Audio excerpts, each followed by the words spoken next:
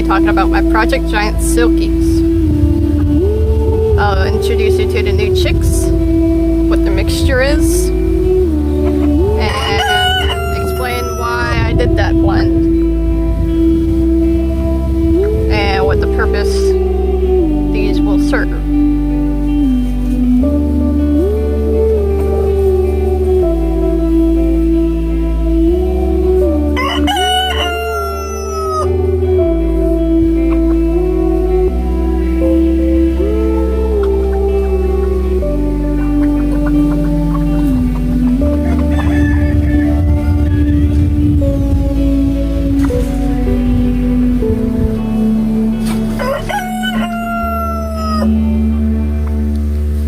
We'll start with this one here.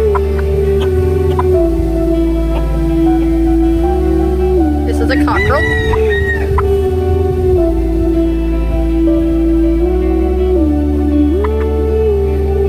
The crossing I did was actually supposed to be sex-linked, so he somehow bypassed that system. It was Silkie Rooster over Malay Hen, which should have produced fibro sex links. So he should have been white skinned, but you can see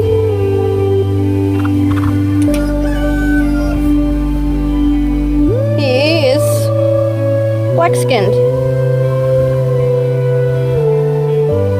Not super dark skin, but he at least has one copy.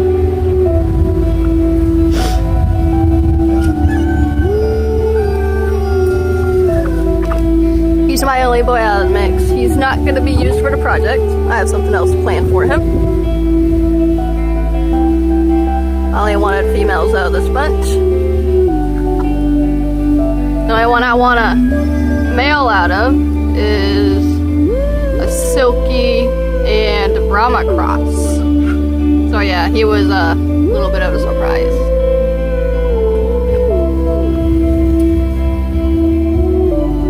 Don't worry, he's not going to become food unless he becomes mean.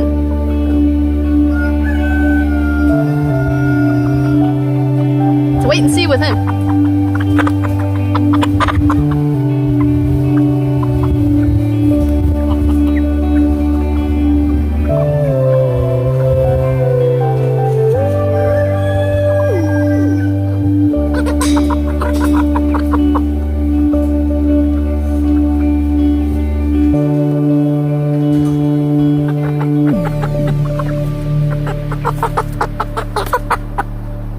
Here's a pullet.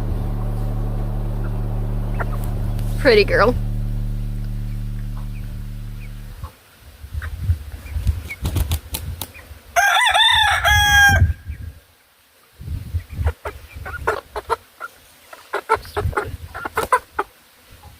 You done wiggling yet? These ones here will be paired with two different boys. Floof, my F2, and one that has no name yet. Girls, come on already. I know you don't like being picked up. Don't need to tell it to everybody. And my one Bardroo. I'll have to bring him out to show.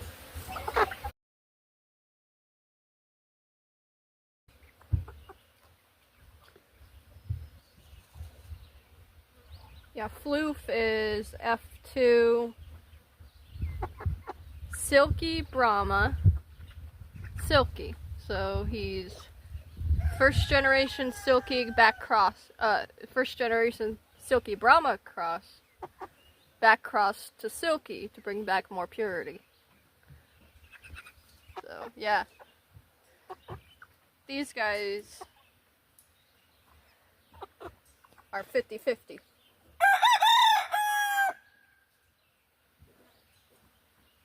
So these guys will be crossed to my F2 and my other F1.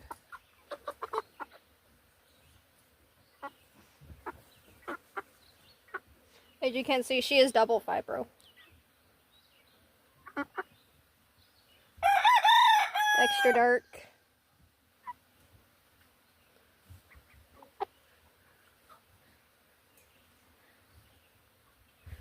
The goal with these guys are 3-foot silkies. Long-legged, long-necked. They'll still be fluffy, non-bearded, and they'll be great for meat. The purpose is a more hardy and free-rangeable silkie with a large size. Larger than my large fowl Chinese silkies, which are the fathers of these large fowl Chinese. You can see how big they are already.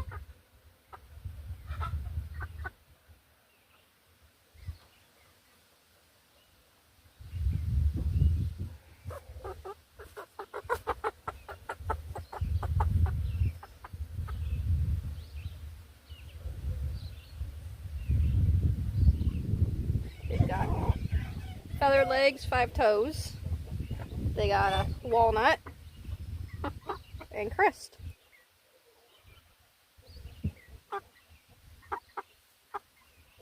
They're just smooth feathered though. So. Silkie traits are recessive, so the feathering is recessive, I should say, not silkie traits. The rest of the traits are dominant, except for the feathering.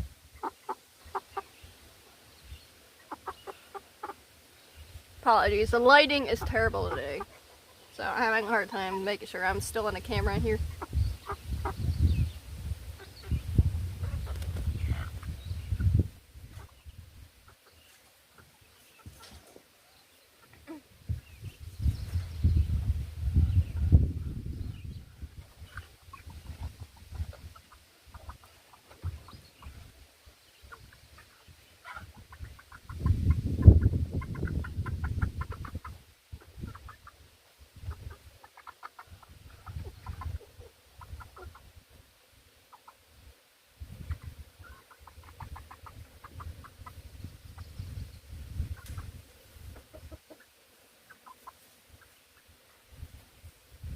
Another pullet. This one's almost completely black, but she's partridge. She just has charcoal.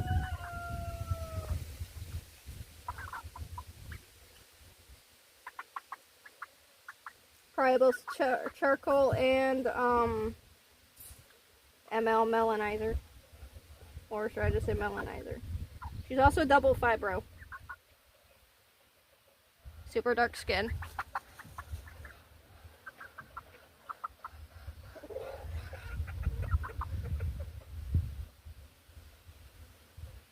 I do eventually want to get these guys SOP recognized, but so far the only silkies that are accepted in the US are the Bantams.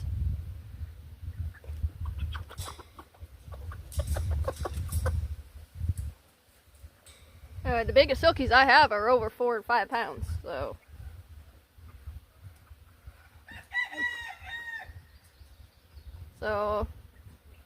they'd be large fowl. Bantams are generally 3 pounds and under.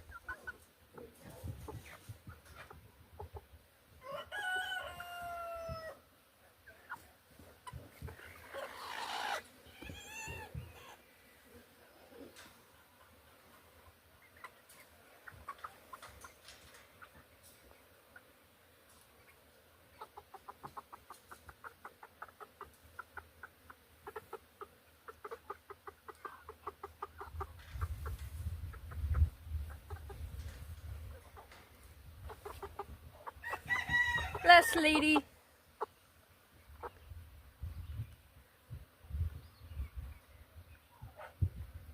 Pretty much the same as the other girl. Almost completely black, but she has more patterning.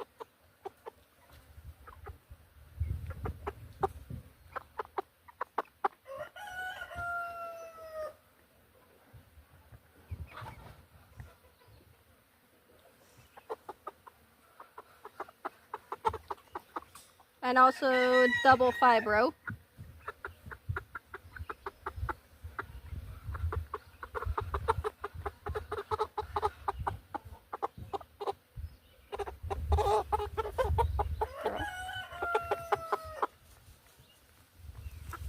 Sorry. So hard to see right now.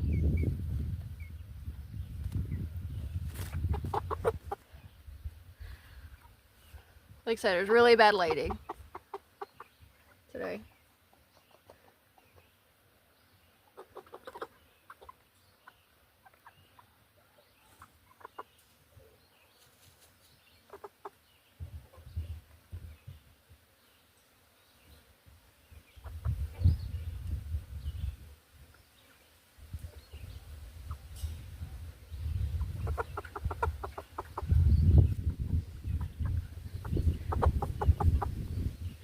Also, depending on who the mom is, I believe they hatched from a couple of my blue eggs that came from one of my Indian Malays.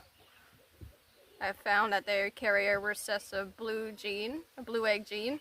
So some of these may have it.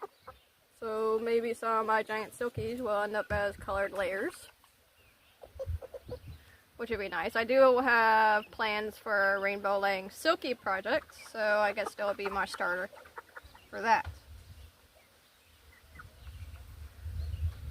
But I also want to introduce the regular blue egg gene, those found in Americana and Easter egger, which is dominant or co-dominant, one or the other. So at least half of them will produce blue eggs. But with this recessive blue egg gene that I have, I may not get any unless I cross back to someone else who has the recessive blue egg gene. So. Or if one of my silkies just randomly have it and not knowing it, then that's the only thing. That would only make that possible. So yeah, that's it with that part. If you guys have any questions about my giant silkie project, so feel free to ask down in the comments.